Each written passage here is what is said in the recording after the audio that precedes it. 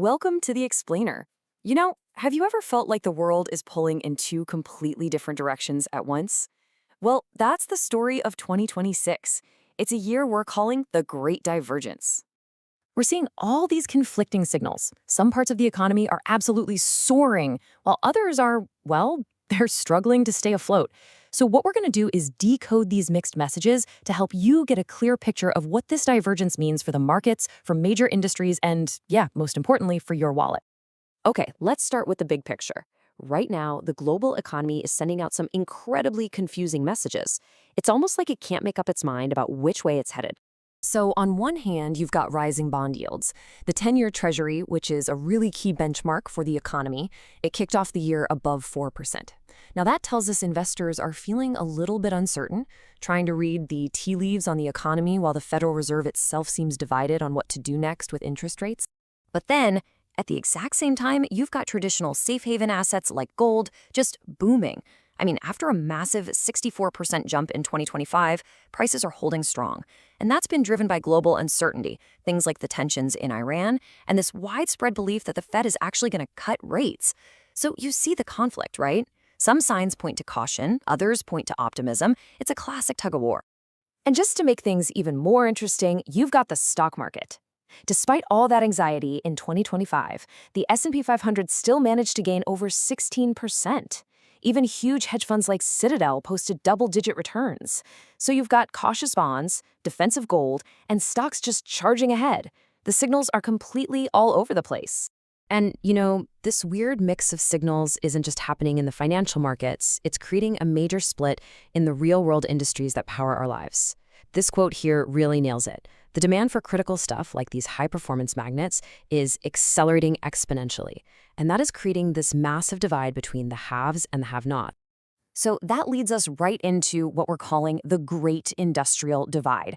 We're really seeing this K-shaped reality take hold, where some sectors are on a clear path up, while others, well, they're heading straight down.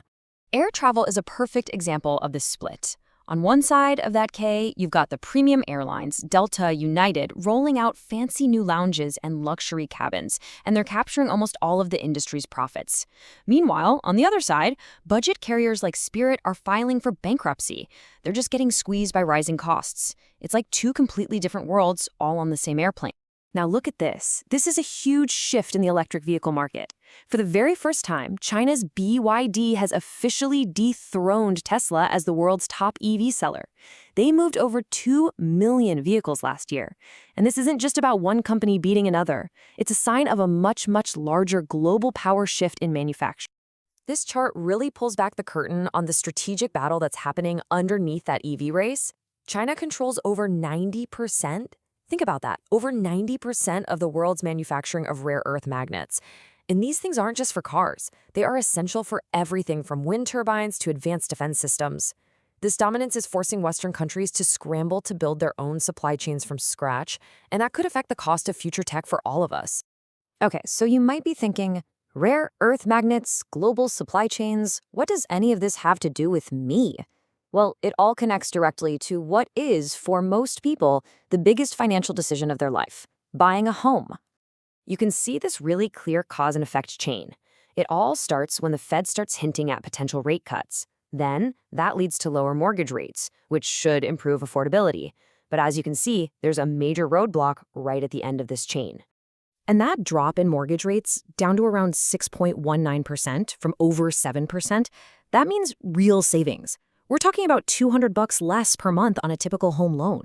That definitely makes those monthly payments feel a lot more manageable. But here's the divergence. This is the other side of that K-shape. While the monthly payments are getting more affordable, that upfront cost, the down payment, remains the biggest hurdle.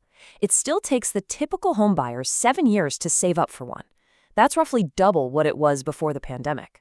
So, in this divided landscape, the challenge is pretty clear. How do you find the opportunities and at the same time avoid the traps? All right, let's build your financial playbook for 2026. First, let's talk about the opportunities. Despite costs rising all over the place, there are actually some fantastic deals in travel right now, if you know where to look. We're talking credit cards with simple, high-value perks, no-fee lounge access, and fixed-price airline awards.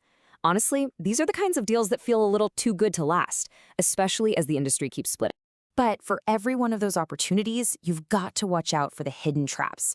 And in 2026, some of the costliest mistakes are surprisingly easy to fall into. A massive one is in retirement planning. Every single year, an estimated 1.7 times billion dollars is lost simply because retirees forget to take their required minimum distributions. The IRS then hits them with a steep 25% penalty on money that was already theirs to begin with. It's a really costly and completely avoidable mistake.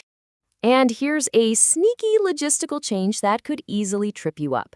The U.S. Postal Service is now warning people that your mail might not get postmarked on the day you actually send it.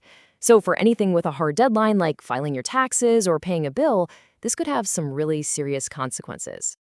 And that's really the crucial takeaway. From the biggest global markets all the way down to your personal finances, 2026 is shaping up to be a year of profound divergence.